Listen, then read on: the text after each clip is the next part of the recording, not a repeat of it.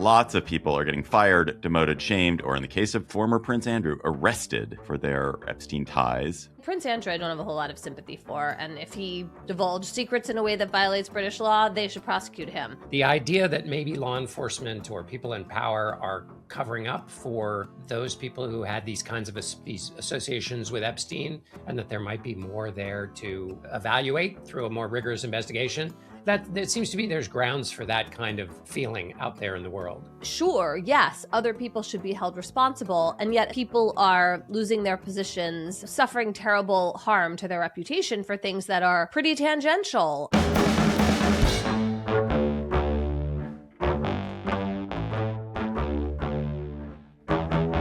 Hello and welcome to the Slate Political Gabfest. February 19th, 2026. Prince No More Andrew pays his Epstein price edition. I'm David Plotz of CityCast in Washington, D.C. from the New York Times Magazine and Yale University Law School and New Haven, Connecticut, Emily Bazelon. Hello, Emily. Hey, David. Hey, John. And from New York City, John Dickerson, where he's launching a new presidential-themed line of energy drinks, 1600 Energy. Each can with 1600 milligrams of caffeine. John, I loved your first ad, by the way. Emily, did you see it? It was 1600 Energy. Feel the Van Buren.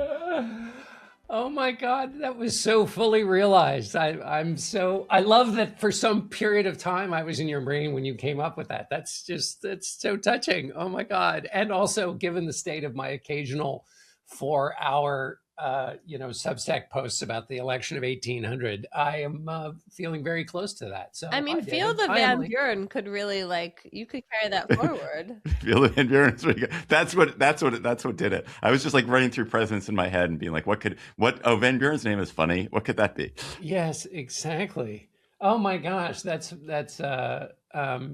also, if you look at Van Buren, he looks like a guy who's had, just because of the shrubbery on the side of his face, if nothing else. He's had an energy drink. He's had an energy drink, but not enough of an energy drink to win the election of 1840. But that's okay. Okay, get your 1600 Energy wherever you listen to podcasts. This week on the Gabfest, lots of people are getting fired, demoted, shamed, or in the case of former Prince Andrew, arrested for their role in the newly revealed Epstein files. Their Epstein ties. Are the right people being punished in the right ways? Then a newly released archives reveals how former President Obama and his administration never saw Trump coming. Why? Why did they miss it? And then we'll talk about the Trump administration's many efforts to stop what they call, no joke, improper ideology. Anything that makes a dead white American look bad in museum exhibits, national parks, and everywhere else. Plus, we'll have cocktail chatter. Prince Andrew, former Prince Andrew, what was his name? Did you say it's Andrew Mountbatten Windsor? Is that it, Emily? Yeah. Mm-hmm.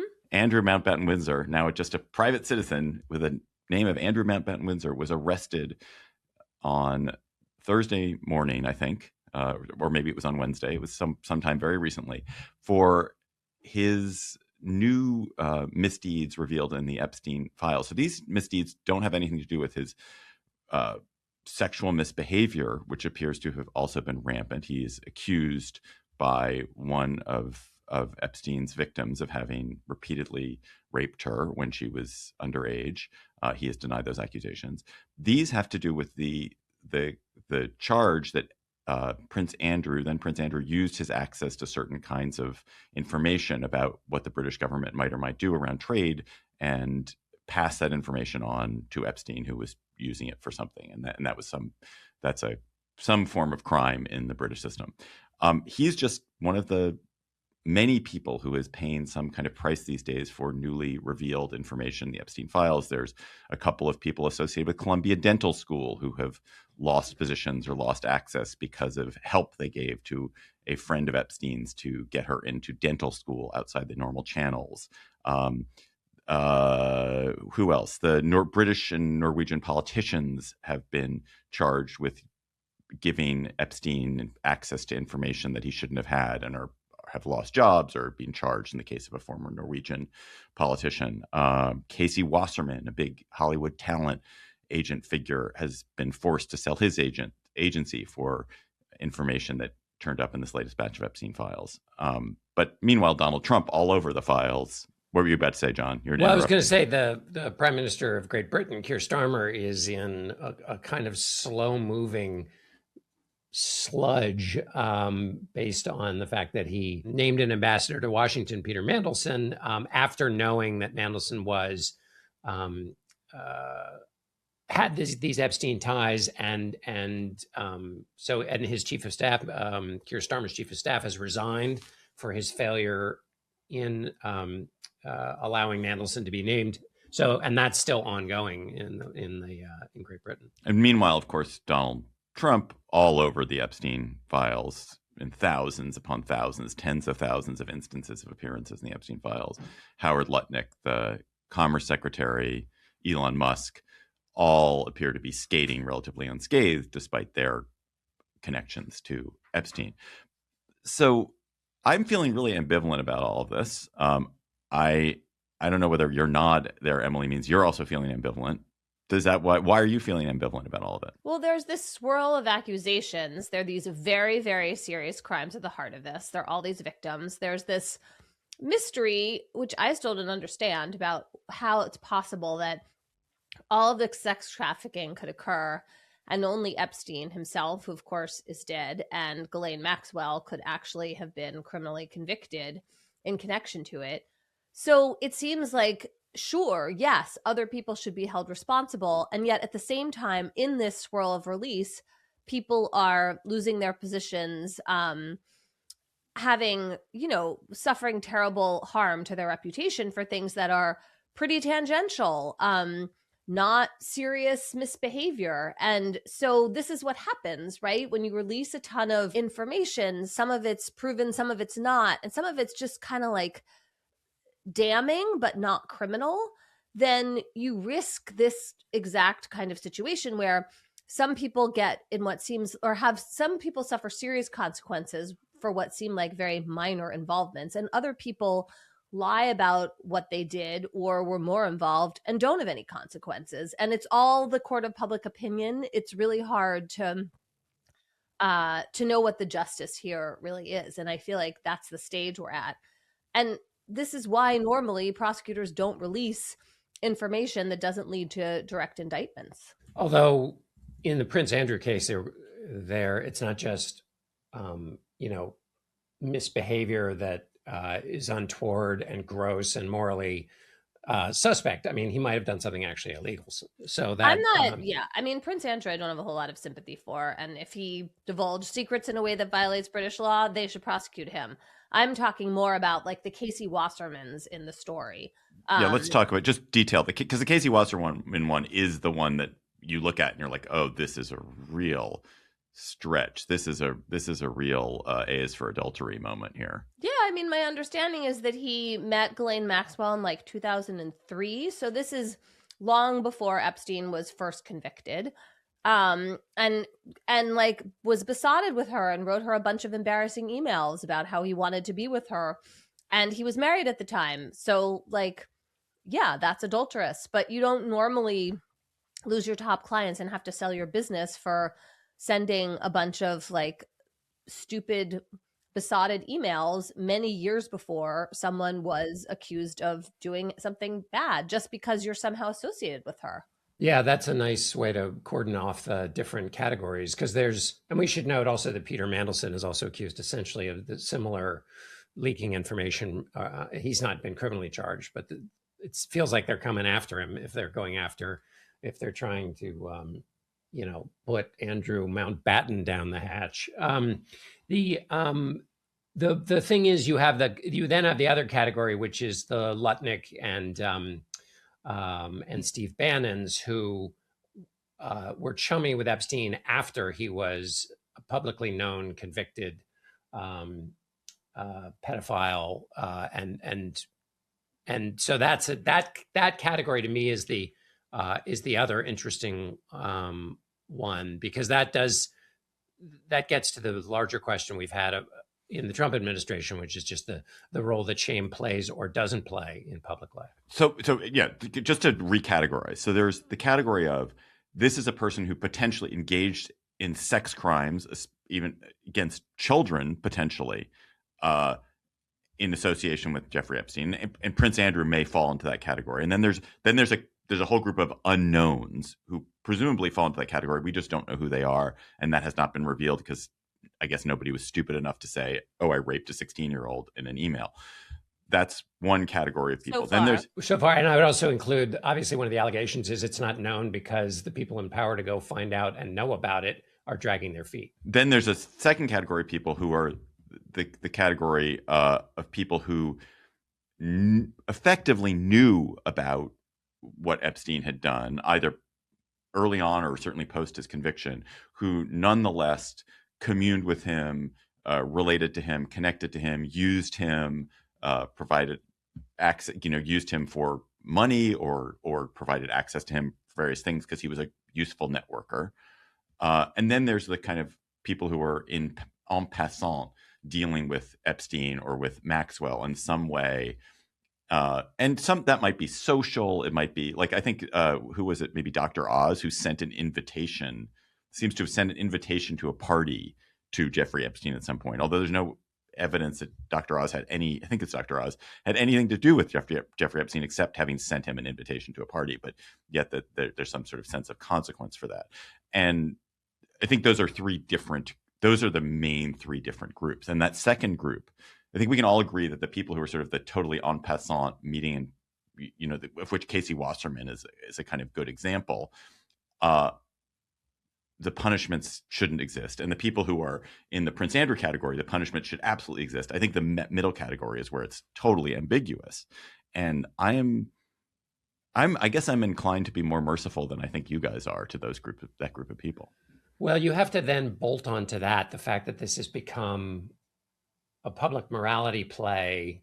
Well, two things. One, the victims in this case, it's clear, and Emily can fill in the details here, but it's clear that the victims were not the first overwhelming, constant concern of law enforcement when they brought these issues before them.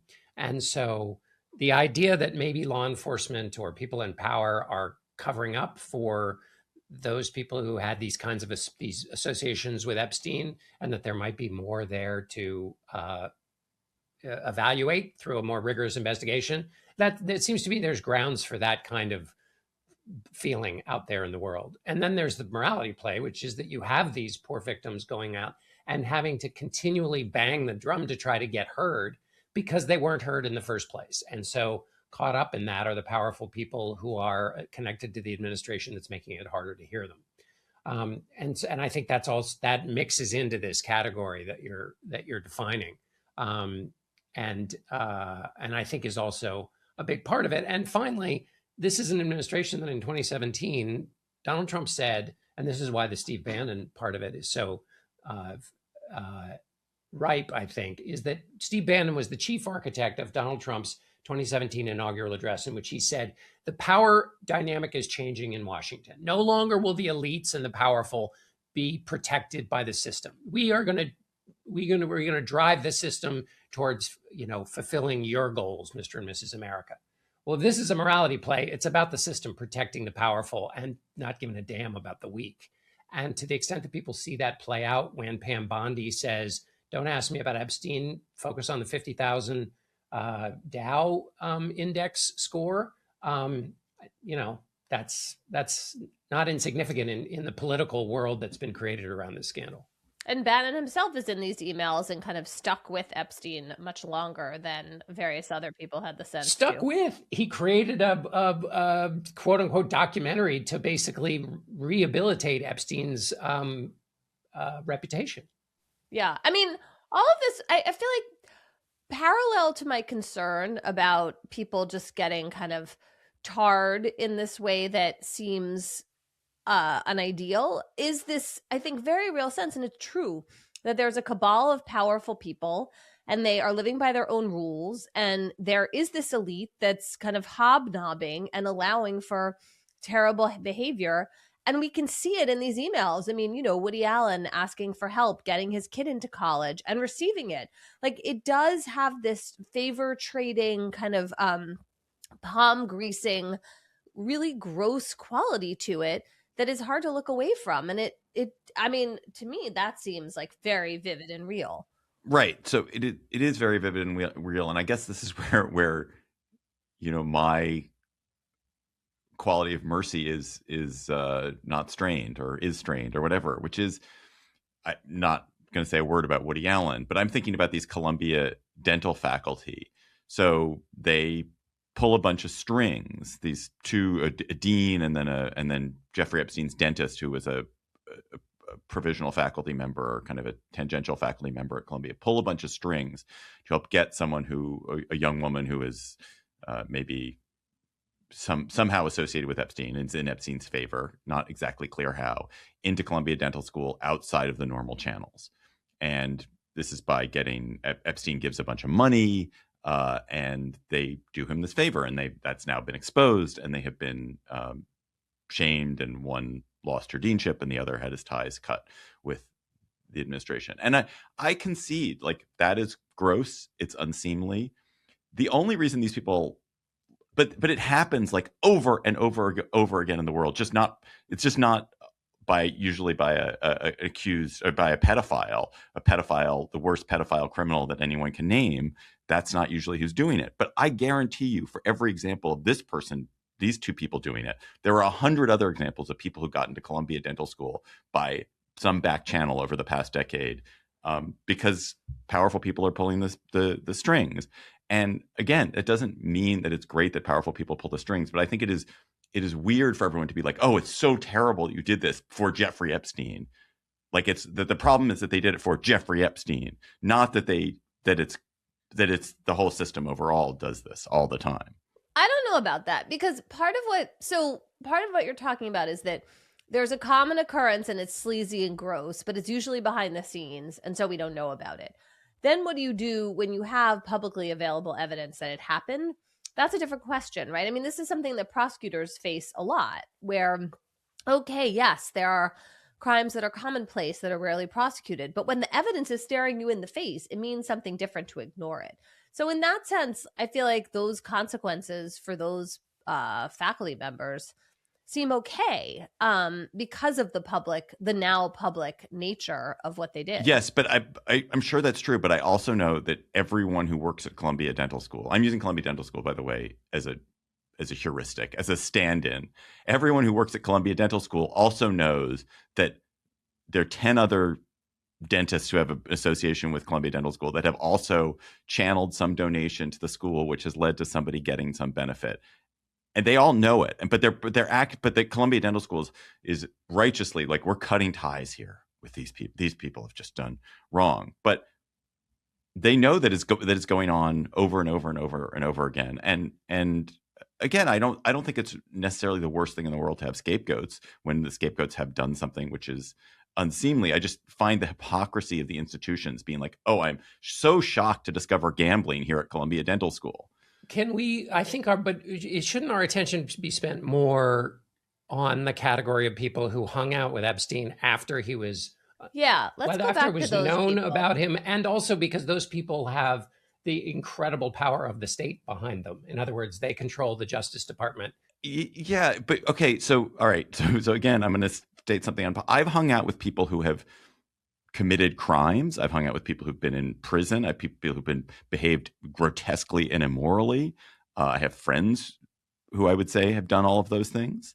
And I think sometimes it is fine to do that. And sometimes you don't even know. Like, there are people who I've discovered after I've known them. Oh, did you know that so-and-so did X? Right, but that's not the case in but evidence these people did know, because they knew he had a conviction, but the conviction that he had was for something that was much, much, much, much smaller than the actual crimes that he was committing. So they might not have been aware fully of what he was doing. They might have. But thought, it wasn't tax evasion. Yeah, exactly. It was clear that there were minor girls involved, right? Certainly by the second conviction, that was clear. So I don't know. I feel like we can judge those people. Yeah. And also, Howard Lutnick, unbidden, talked about how it was easy to verify and identify that Epstein was a scumbag. So he is in particular, and this is obviously part of it's legal, part of it's private morality and part of its public morality for an administration that claims that it's on the side of the forgotten man and the regular person. And Lutnick also lied, or at least said he had never been to this island, didn't like this guy. No, he said he never talked to him again after visiting him next door. And indeed, what he did was go have lunch with him and his nannies, that's Lutnick's nannies, on the island as they were yachting by. Yeah. When you're yachting by, John, it's like rude not to stop. It's so, if you yacht by a private island that your friend owns, you have to stop with your nannies. But I Come think on. that's why this is so unrelatable and also like worth calling out, because that is the world these people are operating in, and it is not our world. It's not most people's worlds. But okay, if they weren't all rich and powerful and thus doing rich and powerful things, but let's just say that you had a friend who who'd committed a sex crime against children, and they had done the time, they'd been punished, and they came. Would it be okay to hang out with this person, or must you someone who's done something terrible, like one of the worst crimes you can do as a human being? Is it literally impossible for you to have a friendship with them? Well, can I just, first of all, if they had not been rich and powerful, they would all have been strung up and they'd be serving time. I mean, the rich and power, Epstein chief among them. I mean, his plea deal that he got was, and again, Emily can, fill in the details, but I mean, he didn't get that plea deal because because of his deep poverty. So we probably wouldn't be talking about this because lots of people would be indicted and co-conspirators would be, in legal proceedings. But you're talking about it at a personal moral plane, which obviously grace is a crucial and important thing. I think the distinction here is whether a person who hangs out with a convicted, someone convicted of soliciting a prostitute and procuring a child for prostitution, again, not tax evasion, and also plenty of evidence ongoing, right? He didn't have that island to pass around coconut flavored drinks. So it's like this isn't someone in a deep state of repentance. So, and the question again, in the political context, as a private moral matter, I like what you say, David. It's deeply Christian, right? But as a public matter, and also to the extent that it's influencing the behavior of the Department of Justice as it either follows or doesn't follow the mandate of a piece of legislation from Congress and does or doesn't protect people in power going all the way up to the president, I think it adds to the feeling that something's not quite being investigated with the fulsomeness it should be. I mean, also, I feel like we haven't had enough attention on the lawyers who concocted this sweetheart deal. I mean, Alex Acosta seems to be one of the people kind of skating along here. Certainly, that really would bear some scrutiny. Remind people who he is. He was the prosecutor who agreed to the sweetheart deal, the federal prosecutor, when they took the case away from the local prosecutors, and then he was a cabinet secretary during. But kind of bounced as a cabinet secretary. I mean, he not over this. Yeah, it was over like other things. His career has not thrived in the time since this has become public. I don't think Alex Acosta is doing great relative to where he could be had he not done this. I bet he regrets the shit out of that deal at this point. Well, I bet he regrets getting caught. Yeah. Anyway, I'm just saying, I still find that sweetheart deal. I would still like to understand how that happened in a way that we don't. I guess the other thing I'd say in answer to your question, David, is that there are all kinds of, deeply reckoned with circumstances in which grace for a terrible crime seems like a worthy thing to aspire to. But there isn't any evidence in these exchanges we're talking about that people, really grappled with what Jeffrey Epstein did, that he showed remorse, that he had stopped, and that then they decided to forgive him. You don't see that at all. You just see everyone kind of skimming along as if this hadn't happened. And one question I think Lisa Miller, my colleague at the Times, asked is when they heard the word massage in the context of what he had been convicted of, what did they think was happening? Like, could that possibly have taken on this kind of innocent, shrug it all off connotation, which it seems like everyone just looked past that. And that seems really deeply disturbing, honestly. At a time when, at least for our growing up, the idea of a massage parlor, massages are now much more a part of the culture and everybody's going and getting massages. Back then, the connotation was much closer to a euphemism for, some kind of sexual interaction. So yeah, even more to your point. Yeah, that's all true. I mean, the lack of remorse, repentance, any kind of change in behavior or significant change in behavior is pretty dispositive in that case. A surprising amount of Barack Obama in the news this week. He was on a podcast where he made some extremely veiled criticisms of the Trump administration, or moderately veiled criticisms of the Trump administration, when asked about Trump posting an extremely racist meme about him.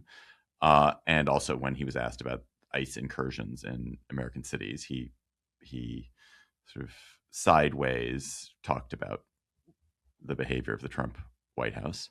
More interestingly, the Insight Institute, which is a social science research center at Columbia University, not Columbia Dental School, as far as I know, released a huge set of interviews.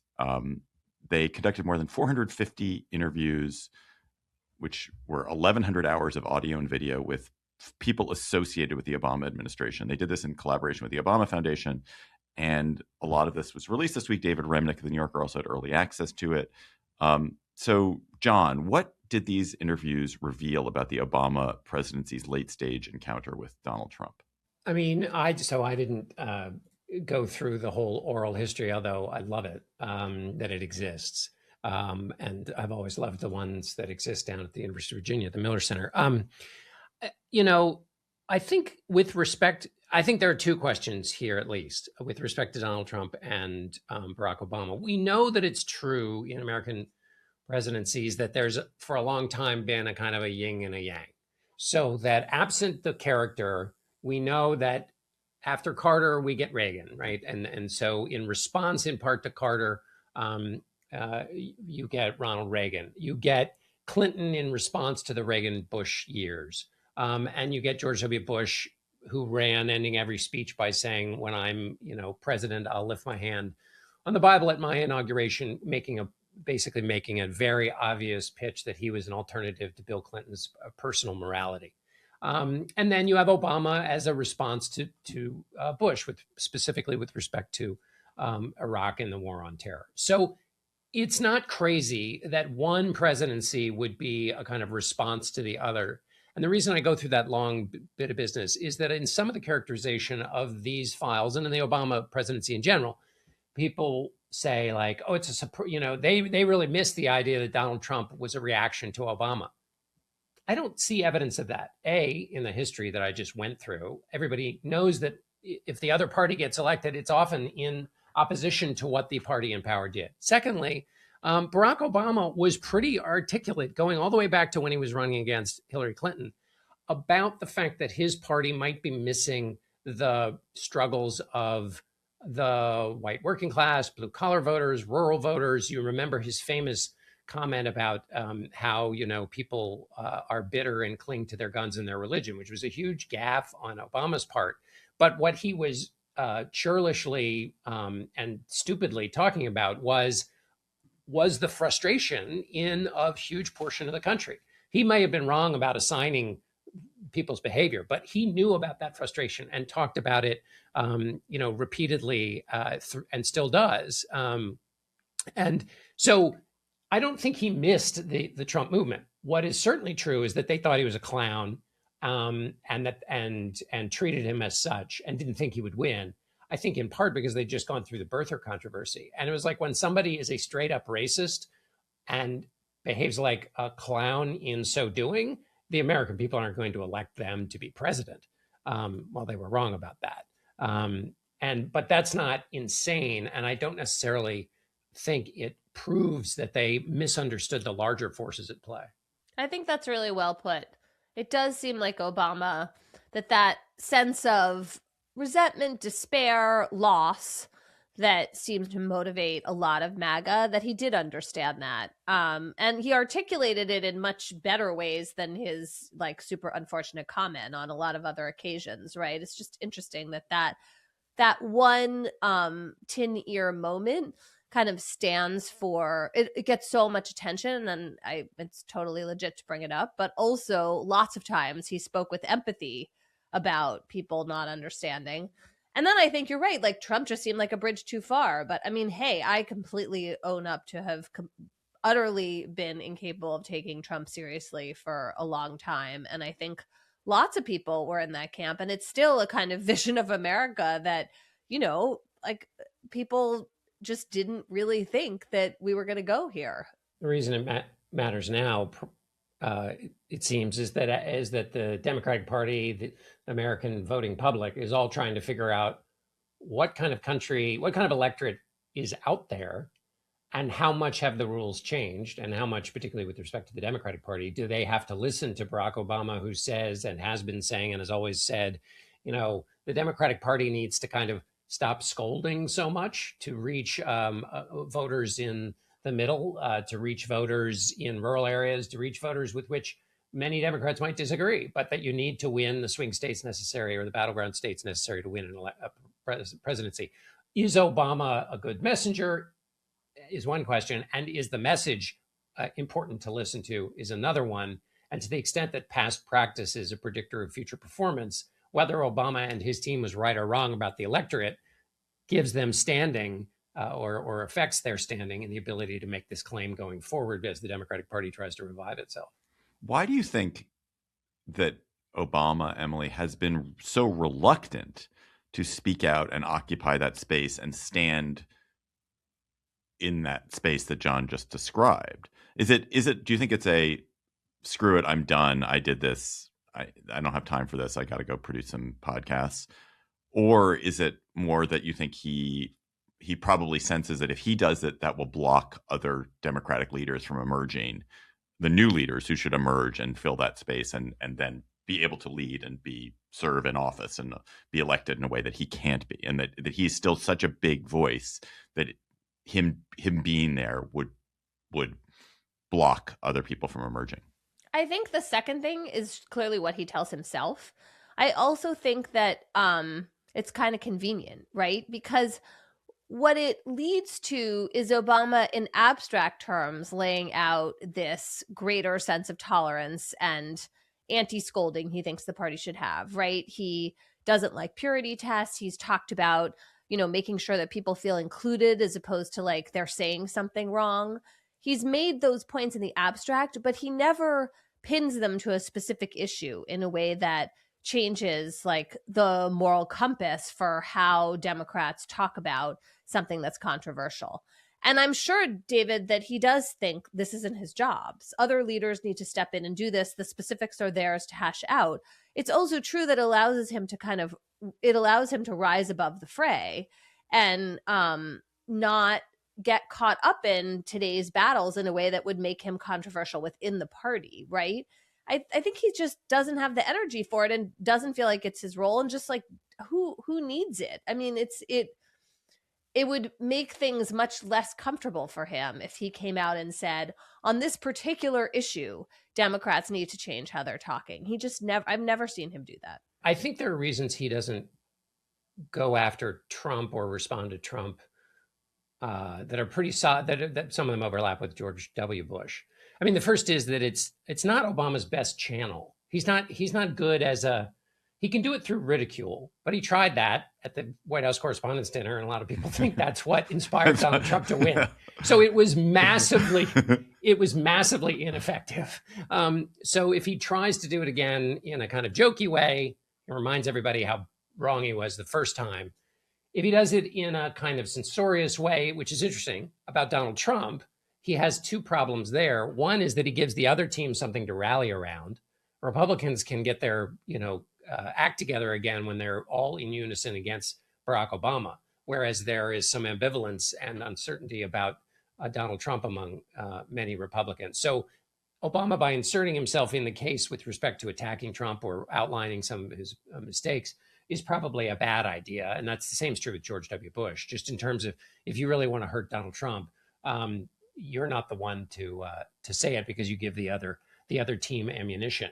And I think if Obama has a role to play, it's on all that hope and change stuff, which has been squeezed out of politics, but which is his better channel. And which, if you look at the Affordable Care Act, I mean, a lot of people are about to lose their insurance, but maybe that's just the reason he talks about it. I mean, 40 some odd million people didn't have health insurance before the ACA, and now that number's down to the 20s. Again, it's getting higher as the subsidies go away and as states reassess their Medicaid. But that's an extraordinary achievement for the kinds of people that we're talking about here that need to be gettable for the next presidential race. And that's his signature accomplishment. So he really does have a personal investment in it. I really think the Democrats have missed a step in not seizing the name Obamacare and not like holding on to that name. And it has become the ACA rather than Obamacare. And I don't think that helps them. I think people forget that this is really a signature achievement of them and their party. Just to piggyback on your point, John, like I was thinking about what is the thing that Barack Obama has done in his post-presidency that has been most meaningful to me. And I don't know, most meaningful to me in the last month, let me put it that way, so I watched and I chattered about that documentary Crip Camp, which is about the disability rights movement, which is made, it might have been made anyway, but Higher Ground, the Obama production company, made that movie and funded that movie. And that is just an absolutely profound work of art about like a thing that changed America and made America better and in a way that is inclusive and appealing to the better angels of our nature. And that was super moving in a way that I don't know that some Obama scoring a point off Trump, off some Trump racist thing would have affected me in the same way, or probably the thousands of other people who saw that movie in the same way.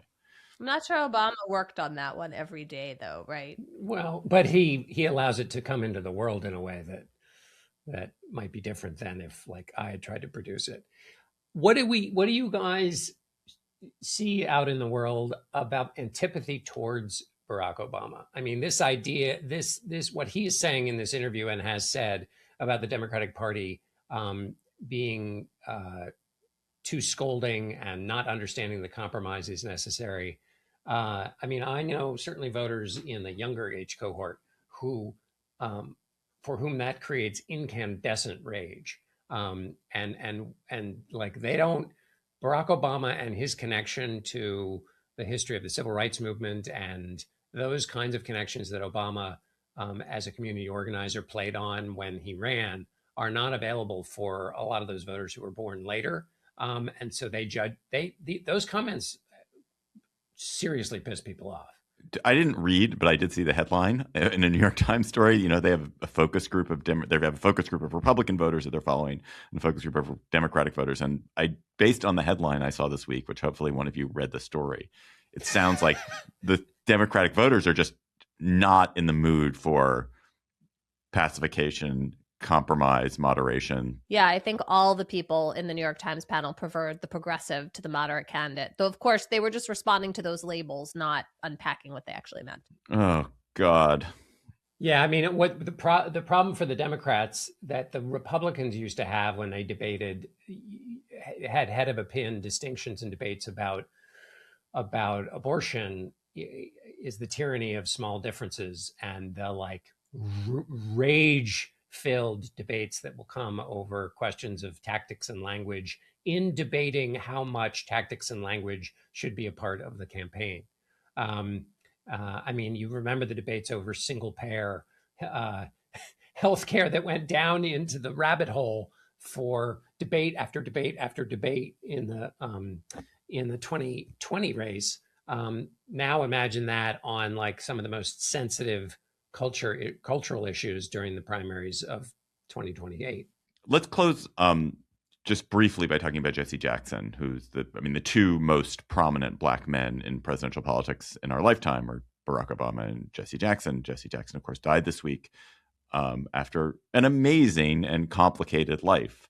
And I think probably you guys, like me, some of our seminal, our formative political experiences were watching his 1984 and 1988 presidential campaigns, which were very different, very new. The Rainbow Coalition, which in one sense was the last gasp of a liberalism of the 70s and 80s, but in another sense was the crucible that formed the Democratic coalition that has existed in the last 40 years. And so it was both an ending and a beginning. And I wonder how you guys felt watching the kind of remembrances of Jackson. I mean, one thing that really impressed me about Jackson was how I think, in a sense, he always had his eye on poor people, on materialism, right? He was always talking about trying to make the lives of poor people better and expand the American dream to encompass more people who didn't have anything. And he talked about his own growing up without as a way of illustrating that. And, you know, he was absolutely identified with being Black and representing Black people and being this Black leader, but he also was always talking about class in this way that could be more encompassing. And, you know, that seems like a really important lesson for right now. It seems, it's a great point. To me, it felt so long ago. I think that, I mean, the Trump years have so changed how we talk in politics. A speech in which you make a case for something and don't just assert the awfulness of your opponent is itself a rarity. And now it happens in some Senate races and House races, but the extent to which a national political dialogue is inspired by speeches that make a case for something, it seems much more rare. That connection between the civil rights era and the present era, we saw in one of the arguments, I believe I have this right, one of the arguments for why Donald Trump was able to capture more Black voters and more Latino voters, but particularly more Black voters, and the reason that they may be more up for grabs and no longer a part of a repeatable Democratic constituency is that there are a number of Black Americans who don't feel the kind of connections and family ties and cultural ties to the civil rights movement that they did in previous generations. And Jesse Jackson was right in the center of that connection to the Democratic Party. And Obama, you know, was able to tap into that too, but that there are now just a lot of Black Americans who were voters who were born after all of that history took place, and their allegiances are more free floating. So, in a political science sense, it was definitely the end of something with Jesse Jackson.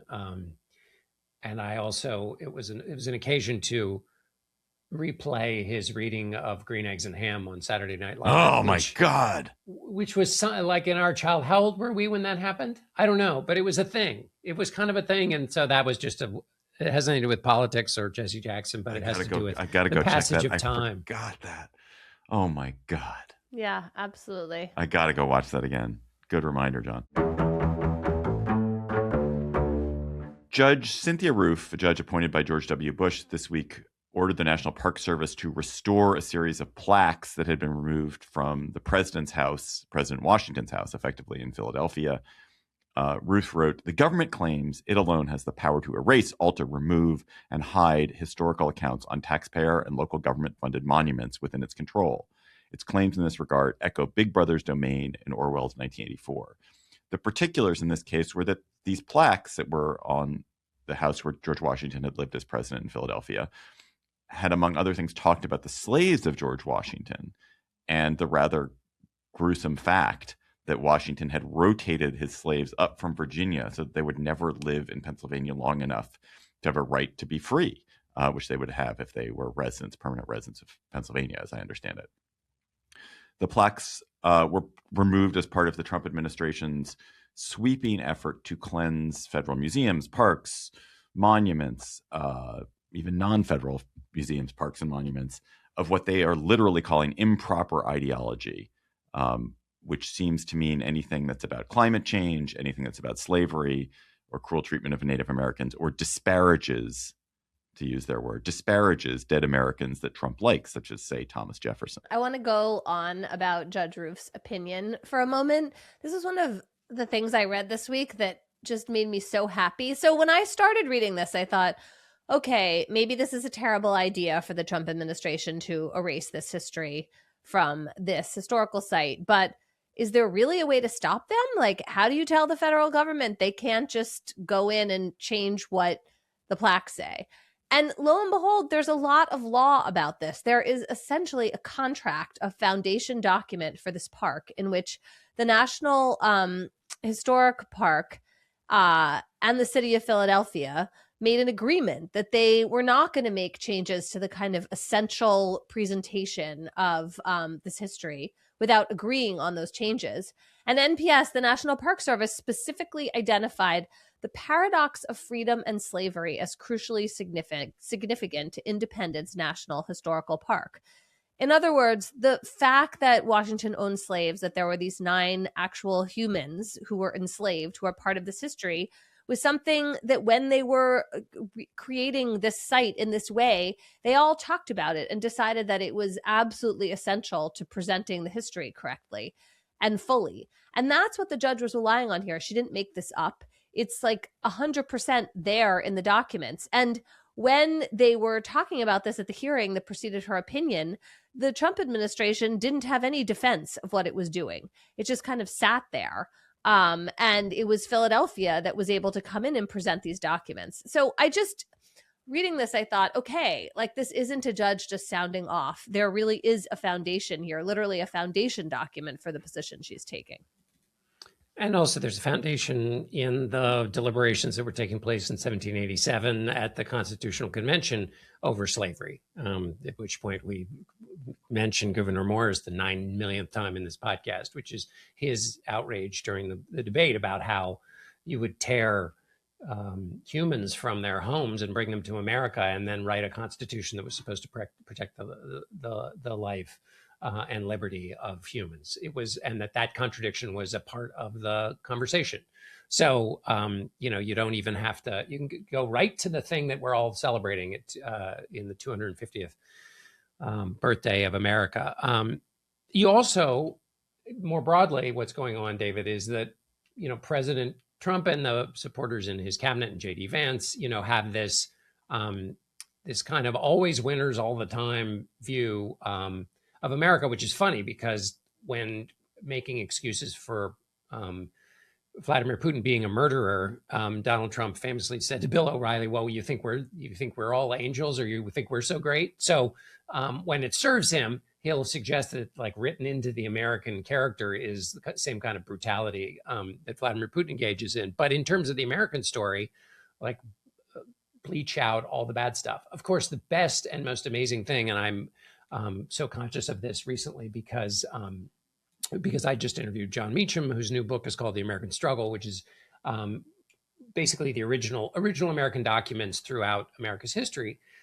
When you read Frederick Douglass talking about the Constitution and the Declaration of Independence and its complexity, and you think about, as Meacham really nicely outlines, what Douglass was doing when he was embracing those documents right after the Dred Scott decision, which, if you go back and read Taney's ruling, that Douglass could stand up and say, I still have faith in these ideals that were written in this place by these slaveholders, that he could still have that is the most extraordinary act of historical hope, or is one of anyway.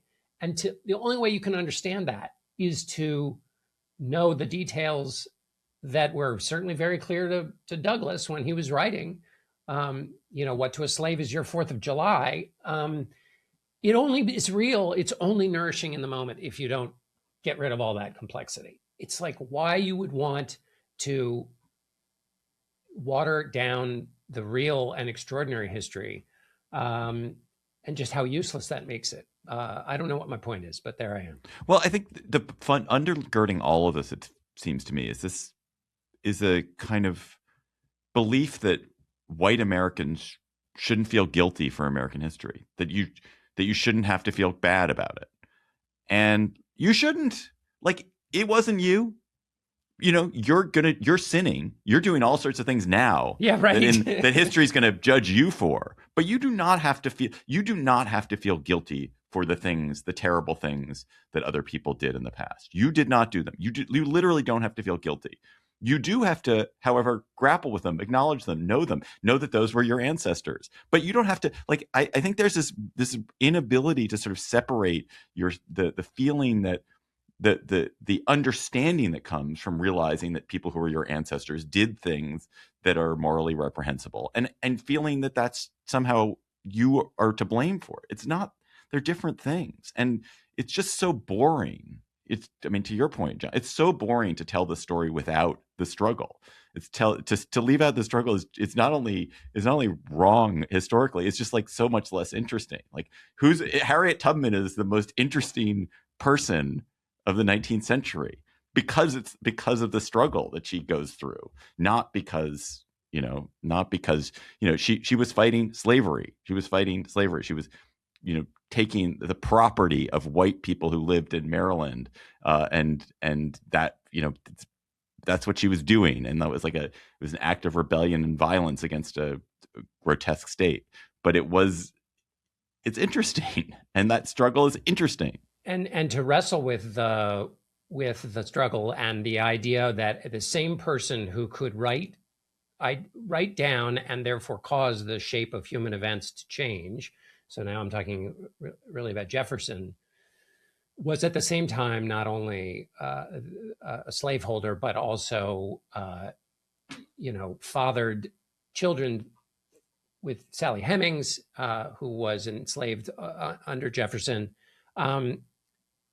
You have to wrestle with that complexity the way Frederick Douglass did and come to some conclusion about it, because as we were saying earlier, and as David, you were trying to stand in the place of the argument for grace in complexity, you are constantly, as humans, confronted with moments of complexity in which you have to, if you work through things that are seemingly totally at odds. And so if you become unpracticed in it, then you can't handle the life in front of you. Secondly, okay, let's say you erase all this stuff, and then somebody learns that Washington was a slaveholder, and you think, oh, well, then everything about Washington is meaningless.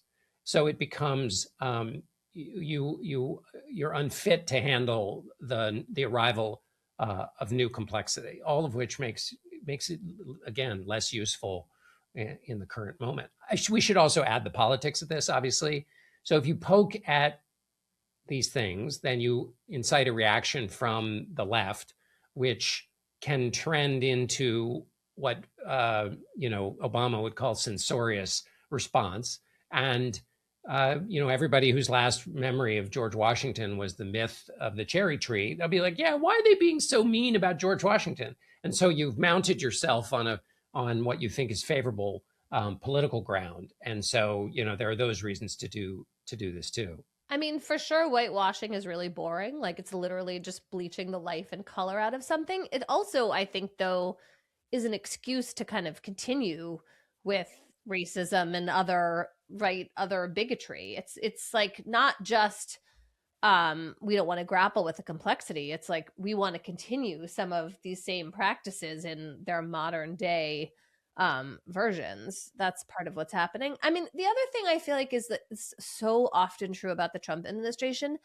They identify a problem, right? And then it's the solution, which is just so wholly gone awry. Like, there is a phenomenon on the left of completely excoriating American history, not recognizing right? Yes. Like, that's true. That is there. You can find it. It's not like it's super prevalent, but it is a thing that exists. You can go into down the progressive rabbit hole and end up feeling like the entire nation is just soaked in sin and guilt, and we have nothing to be proud of, and our heritage is terrible. And you can forget that, as flawed as this country is, it's better than a lot of other places in the world in terms of how people are actually living their lives. And so I think that tendency and the kind of concern that you're teaching the crit version of American history before people have learned the part to be proud of, that doesn't work very well if you're constantly telling kids in particular, oh, this is all terrible, without recognizing that there's another side of the coin that's full of accomplishment. The problem is that the way that you fix that is not with whitewashing. It's by turning down the utter despair and hopelessness in terms of how we think about the past. Yes. So I'm so glad you said all that, Emily. That was so beautiful. I just want to add a note on top of that for land. I've always hated land acknowledgments so much for this reason, because it's so performative, but also because it is premised on the idea that everything that the United States has ever done is theft. Like that the whole thing is an act of theft, and that's the first, like that ever in anything we do that we acknowledge the original sin of that theft. And I just think that's like completely. I mean, is there an element of truth in that? Sure, but is like that really what every story needs to begin with? No. The other piece I want to say is your quibble. Your point is not with the substance. It's the prioritization and the privileging of that as the first thing. Yeah. I go back.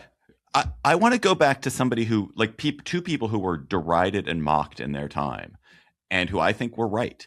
I think Bill Bennett and Lynn Cheney, like the version that Bill Bennett and Lynn Cheney wanted to tell about American history, I've always thought was like a very appealing and kind of correct thing to do, which is if only he believed in it still. I need to be reminded of what we're talking about. Well, it was very much like teach American history, but teach it as a story of virtues, and stories to serve a moral purpose. Not to say that they were stories that very much would include a Frederick Douglass or a Harriet Tubman.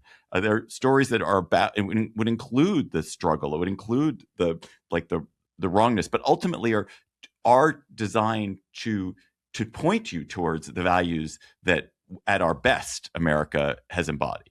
Not that we always achieve it, but that at our best that we've aspired to, and that various people throughout history have aspired to, and they've aspired to it in part because the country was so failing to live up to it, that is John Lewis a triumphant figure? He's a triumphant figure because he stood up to a terrible system, right? And so acknowledging that personal bravery and standing up for a higher good in American life. But you have to acknowledge that it's because there's a terrible system that was failing to live up to that. And I think that is very much the way I learned history as a kid. Is I learned these mythic stories of people, but they were mythic stories of people designed to point you to the virtues that America could stand for if we tried really hard. And that seems like a really good thing to do. And that is a fine way to teach kids history. And it's a fine way to have museums teach history. It's a little bit whitewashy, but it is with a moral purpose. Well, it's an order. It's not whitewashy. It's a differing of priorities. And I think there's a way in which they both work together, which is the virtue you're talking about, David, is often exercised in the face of some of America's most awful behavior. I mean, I was talking about Frederick Douglass. That speech, what to a slave is your 4th of July, is full of the word hope. It's basically built around the idea of hope. And where in God's name is Frederick Douglass going to get hope after the Dred Scott decision? Like, ain't in evidence. Where does he find it? He finds it in the words written by and the promises made by slave-owning white men. Oh my! And so but his ability to still hope and drive what he believed was fundamental in the face of awfulness. Okay, then fast forward to John Lewis, who you just mentioned. The word hope, Meacham's book about Lewis is about the promise of hope.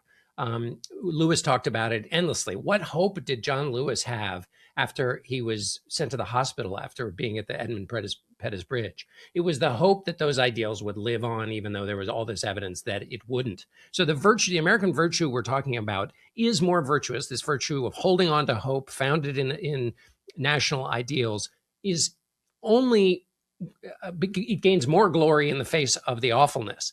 And then we mentioned Jesse Jackson, Keep Hope Alive, his famous speech, like centered again around this idea of hope. I got one more point to make about Bill Bennett.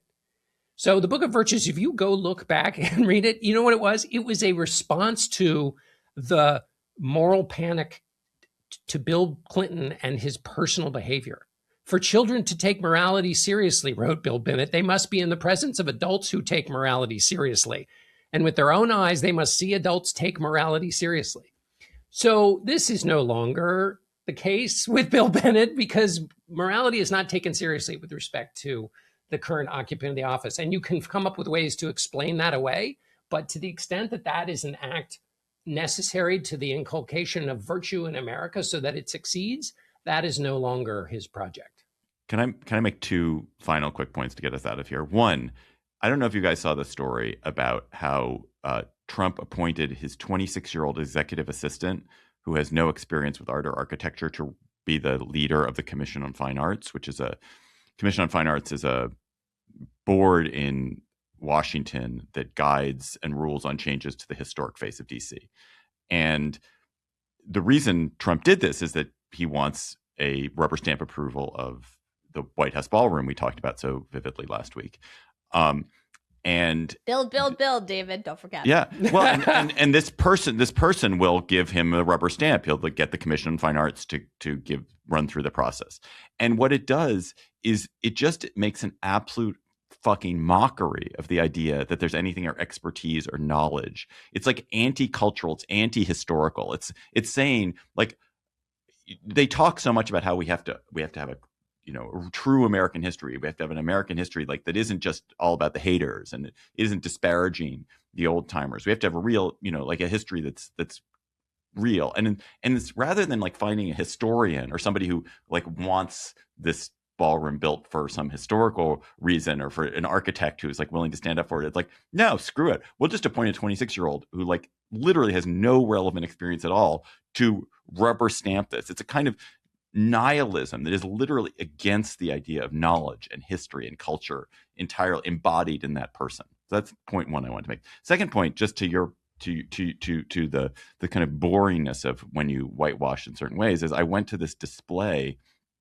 the Washington Monument, over Christmas and into January. They lit up the Washington Monument and told the story of America in a projection on the monument. And it was these sort of vivid, I don't even know how to animated projections about the history of America. And then there was an audio track to go with it.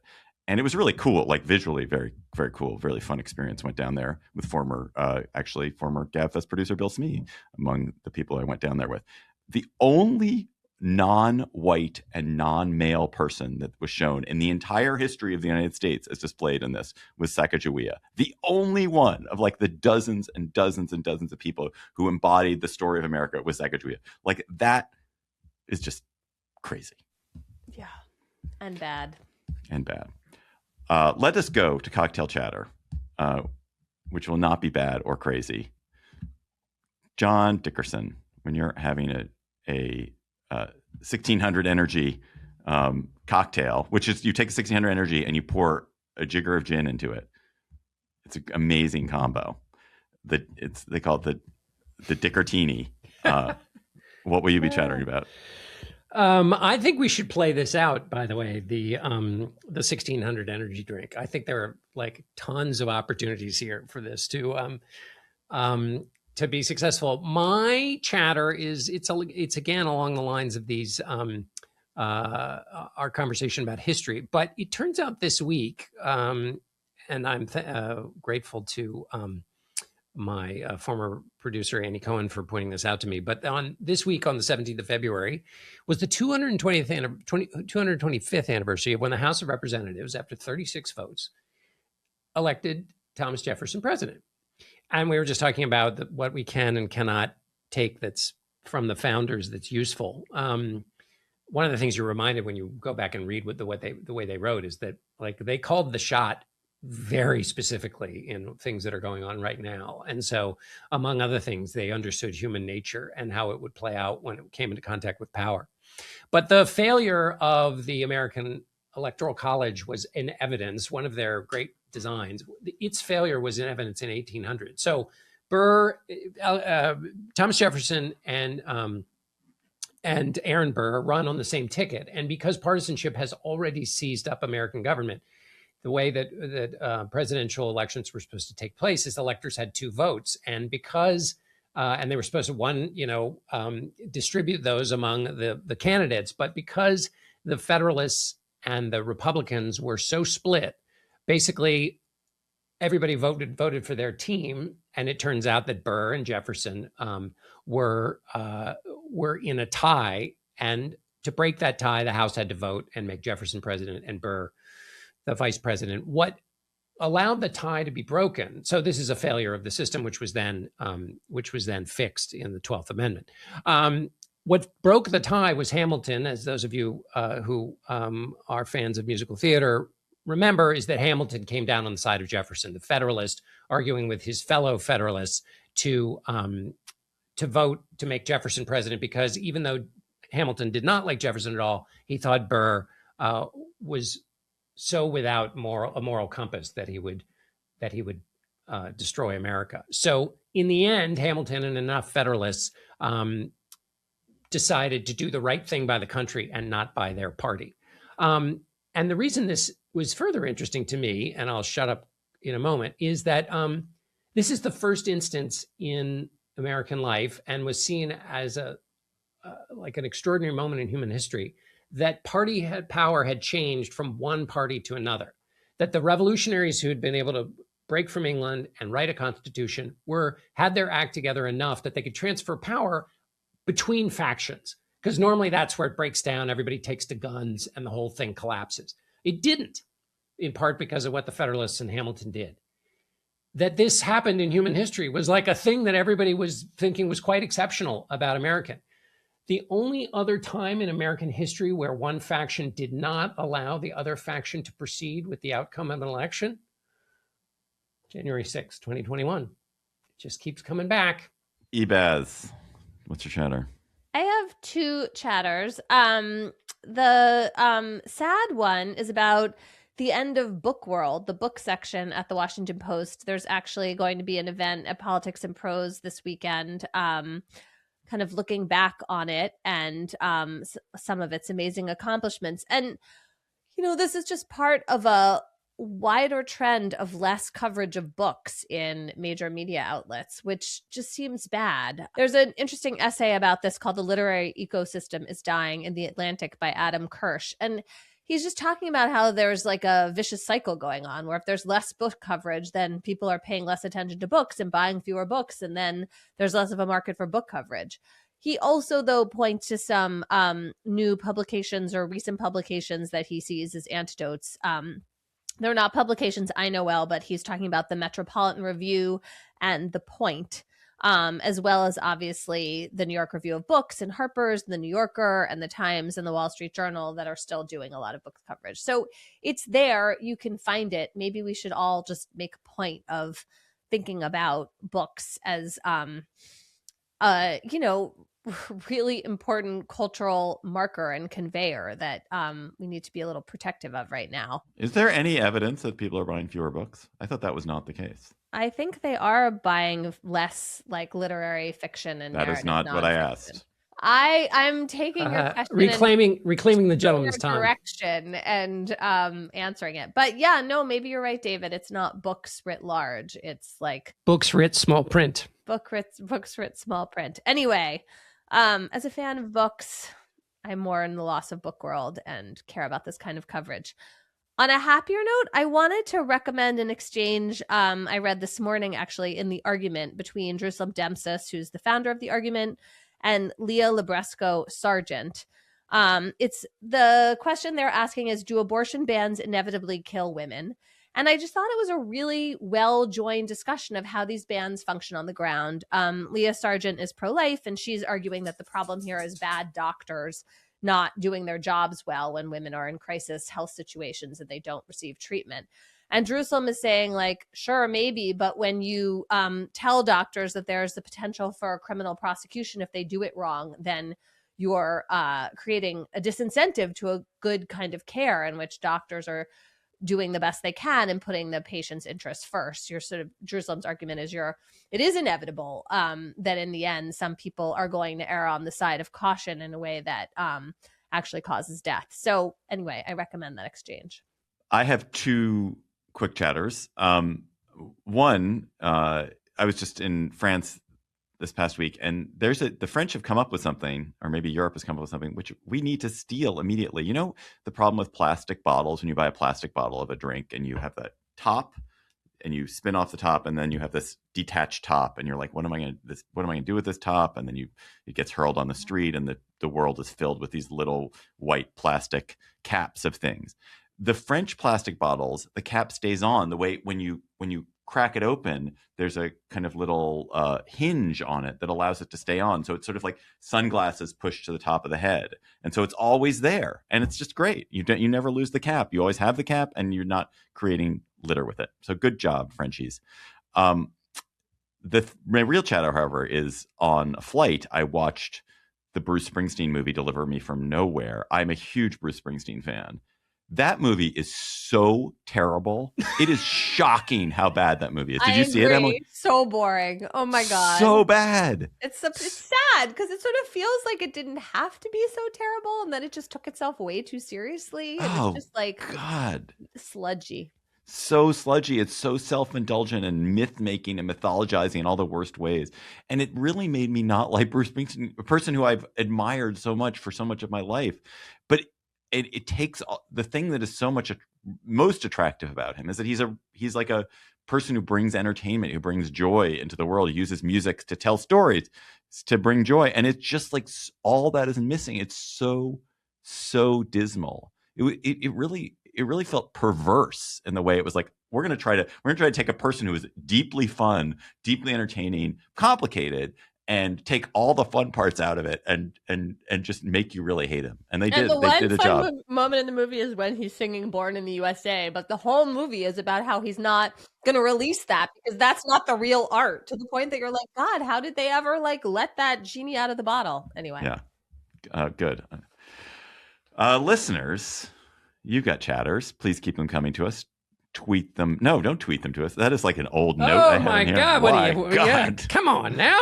Just email them to us at gabfest@slate.com. Whatever you're talking about at your cocktail party. And our listener chatter this week comes from Andrew in Melbourne, Australia. Hi, Gabfest. I'm Andrew Steer from Melbourne, Australia. A friend of mine who shares my love of the ocean recently sent me a research paper from Nature and a related video about octopus behaviour. Researchers found that reef octopuses don't always hunt alone. They actually team up with fish to form coordinated, multi-species hunting parties. Each species plays a different role. Octopuses probe crevices while fish flush prey or chase escapees, increasing success for octopuses and fish alike. But my favourite part of the research is that in order to maintain discipline among the fish, octopuses sometimes slap the fish that aren't cooperating or are freeloading, a kind of interspecies social enforcement, and a way for the octopuses to maintain their leadership. The video depicts this nicely, although sometimes the octopuses seem to slap the fish just because they can. I recall Emily, David and John had a chat about whether octopuses have arms or legs. This is a nice extension of that discussion.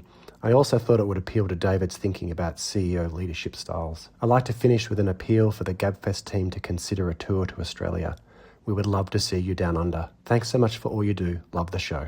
Oh, love the invitation. Love it. I love the invitation. It's true. We do have fans out there in Australia. So if octopuses are slapping, then obviously they have arms. That's a slap. You slap with an arm. Oh, if you would kick a fish, you wouldn't. If he said, "Oh, they kicked the fish." Yes. But if you slapped them. Yes, he's on the big arm side of the ledger and slipped it in there. That is all for our episode this week. We also have a bonus episode in your feed. We're going to talk about Stephen Colbert and the FCC. That's for Slate Plus members only. Slate Plus members get lots of great things for their subscription. They get bonus episodes of the Gabfest and other Slate podcasts. They get discounts to live shows. They come hang out with us at the cocktail party like we did at the live show last week. So fun. They never hit the paywall on the Slate site. So become a member today. Subscribe to Slate Plus directly from the Political Gabfest show page on Apple Podcasts and Spotify, or visit slate.com/Gabfest Plus to get access wherever you listen. That's our show for today. The Gabfest was produced today by Kevin Bendis, sitting in for Nina, who's, I hope, on vacation or something good.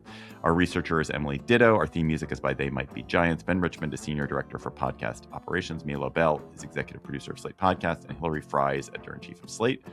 For Emily Bazelon and John Dickerson, I'm David Plotz. Thanks for listening. We'll talk to you next week.